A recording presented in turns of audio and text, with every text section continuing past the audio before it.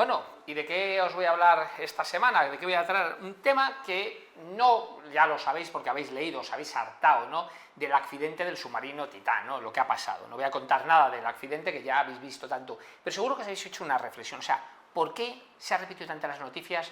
¿Por qué esta noticia ha sido tan relevante y no otras, ¿no? Incluso habéis visto algún comparativo en las redes sociales diciendo, bueno, ¿y por qué es tan importante cuando 5 personas que mueren, digamos, pero que eran personas que tenían mucho dinero y sin embargo cuando hay un gran naufragio con un barco que viene, por ejemplo, de otros países, inmigrando a otros países y se hunde y no hay tanta noticia, ¿no? ¿Por qué se produce? Bueno, como sabéis, mi tesis doctoral es de cómo funciona el cerebro, cómo piensa, es algo que me apasiona, y aquí se producen dos sesgos cognitivos que es importante resaltar. El primero, el sesgo de la negatividad. Digamos que el cerebro tiende a dar más importancia o relevancia a aquellos aspectos negativos que positivos. Es decir, cualquier información que te venga al exterior que tenga un aspecto de negatividad, tu cerebro se va a encender, ¿vale?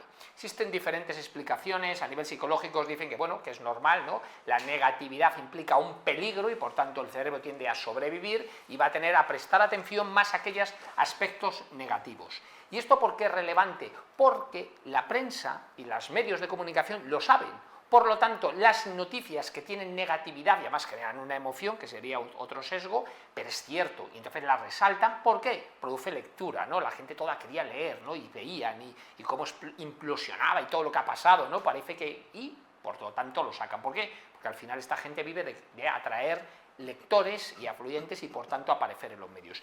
Y lo segundo es el sesgo de empatía.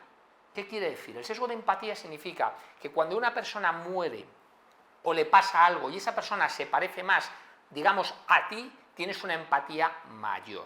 ¿Qué quiere decir? Como las personas que murieron en el accidente son personas que se parecerían más a los europeos o a la clase media que estamos en Europa, tú tienes un sesgo positivo. O sea, es decir, si hubieran, en vez de morir esas 5 personas, hubieran sido 5 personas de una cultura totalmente distinta o de una región del mundo totalmente distinta a nosotros, no te hubiera impactado tanto. ¿Por qué? Porque tu cerebro tiene un sesgo, digamos, de empatía hacia aquellos seres que se parecen más a los tuyos, porque el cerebro hace una asimilación de que si se parecen más a los tuyos es algo que te puede producir, que te puede pasar a ti, y por tanto vas a tender siempre a leer más. Por eso, aquellas noticias donde afectan a personas que se nos parecen más a nosotros, tenemos más empatía o digamos somos más predispuestos a leer.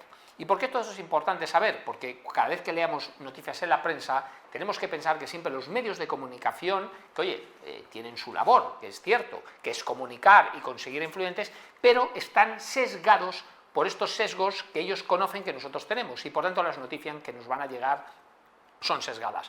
Por lo tanto, que no os extrañe que se haya hablado tanto de Titán y que la gente siga hablando porque atrae.